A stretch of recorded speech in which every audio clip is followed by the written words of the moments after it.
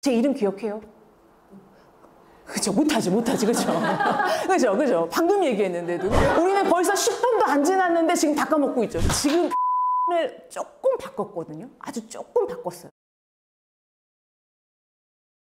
네, 오늘 직무 강사님들이 이렇게 좀 오셨는데 이제 강의 좀 힘든 부분도 있고 어려운 점도 있을 텐데 오늘 제가 이 강의 교수법이라는 주제로 한번 가보려고 합니다. 그래서 저도 강의는 진짜 오래 했지만 강의에 있어서 어떻게 조금 잘할 수 있는지 또 우리 직무 강사님들이시기 때문에 쉽게 전달할 수 있는 방법들을 오늘 같이 한번 가보려고 하는데 자, 그러려면 일단 제가 오늘 강의에 있어서 한번 요걸 물어보도록 할 건데 강의할 때 또 직무 강사님들이기 때문에 어떤 게 조금 어려워요 이런 질문을 좀 많이 드려요.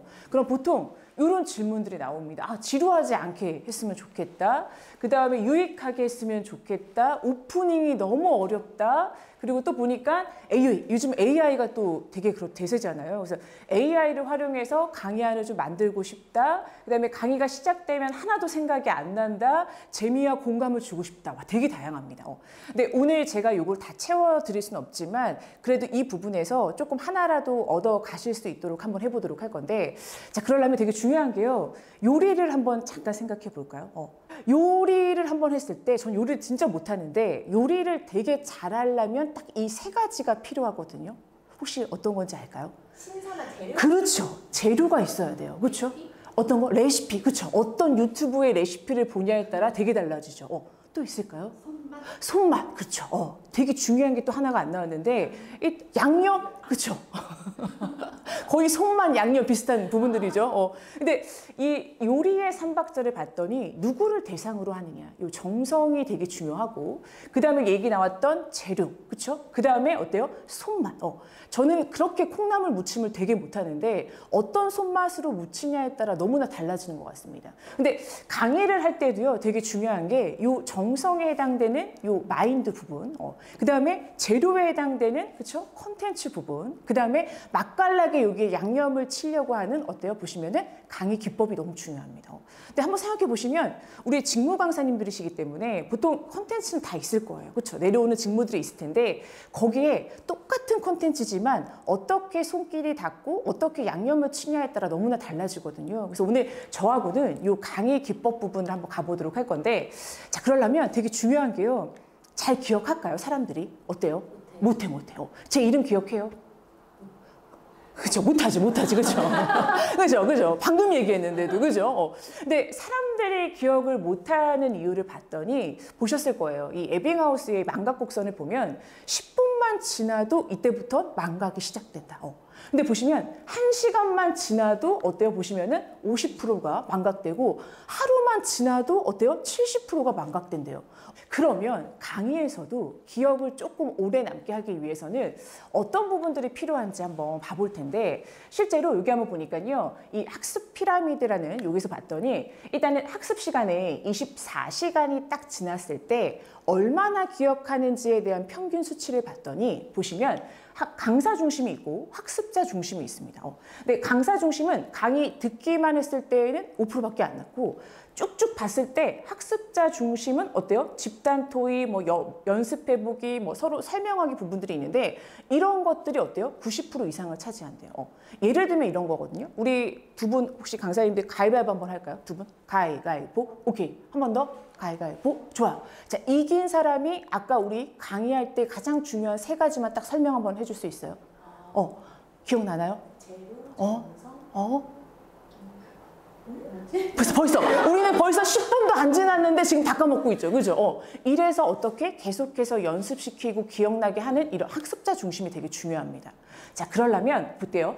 당신에게 학습자 수업은 어떤 게 있는지 한번 여쭤보면 혹시 제가 오늘 딱 이 자리에 왔을 때 아직 3분도 안 지났는데요. 참여할 수 있는 활동을 한 게 있었을까요? 가위바위보. 가위바위보. 오케이. 그렇죠. 다 참여죠. 또 있나요?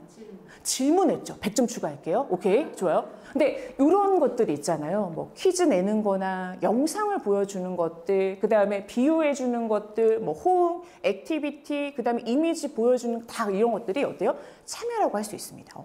근데 왜 제가 이걸 얘기하냐면 솔직히 강의를 기억하게 하기 위해서는 이론도 중요하지만 참여하는 어떤 이런 수업들이 되게 중요한 부분들이거든요. 여기에서 이제 강의 교수법을 얘기하는데 자, 그러면 이 부분에서 오프닝부터 한번 가보도록 할 건데 오프닝은요, 문을 연다, 뭐 친밀감을 형성한다, 궁금증을 유발한다는 이런 부분들이 있습니다.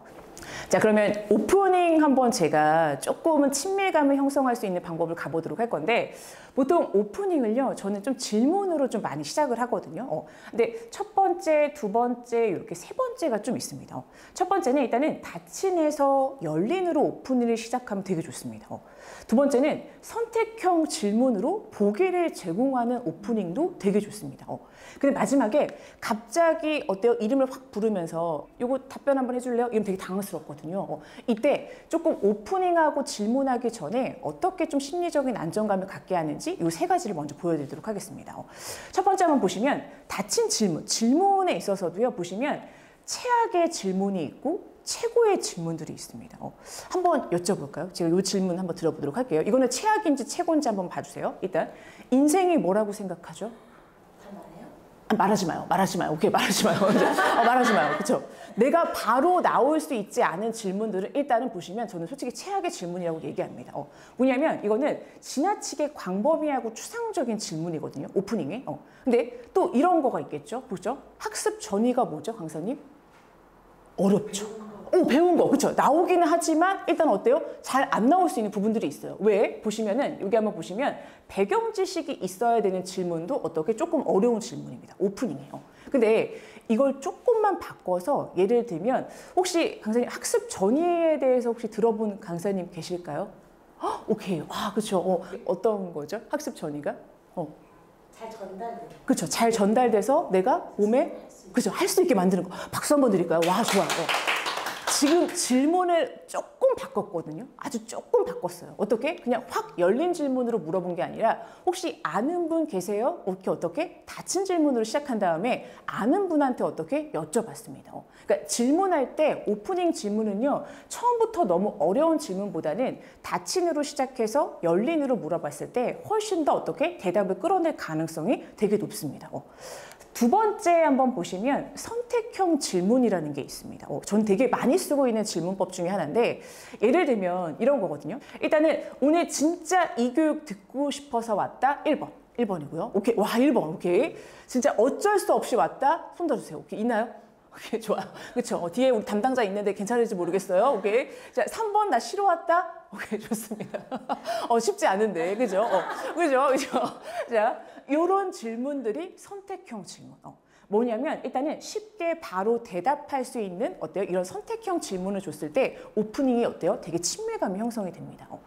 또 하나 한번 볼까요? 우리 강의 준비할 때 되게 고민되는 거 있잖아요. 솔직히 저는 여기에서 자료 찾는 게 되게 어려워요. 진짜 되게 어렵거든요. 요즘 AI가 있긴 하지만 되게 어려운 부분들입니다. 근데 한번 선택해 볼까요? 1번 컨텐츠 구성 어려운 거 있으세요? 이게 제일 어렵다. 강의 준비할 때 있으세요?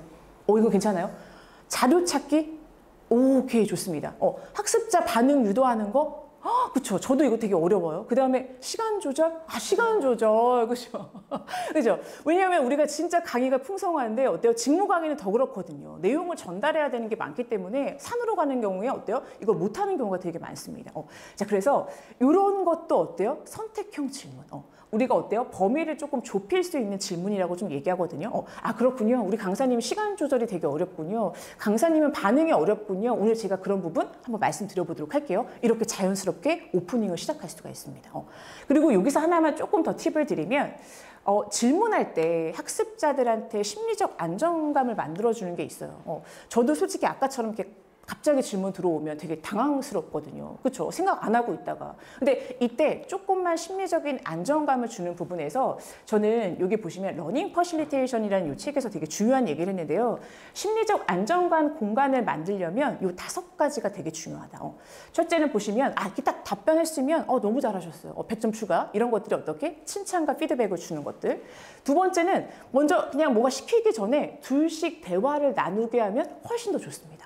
그리고 또 세 번째 어때요? 그냥 일단 먼저 써볼까요? 그렇죠? 이럴 때 어떻게 저같이 아이인 사람들은 어때요? 조금 이게 되게 좋거든요. 한번 써보게 하는 거. 그 다음에 어때요? 한번 크게 읽을 때 강사님들도 같이 한번 읽어볼까요? 같이 읽어주는 것들. 그리고 익명 어플을 쓰는 것도 어때요? 지금 심리적인 안전한 공간을 만들 수 있다고 얘기합니다.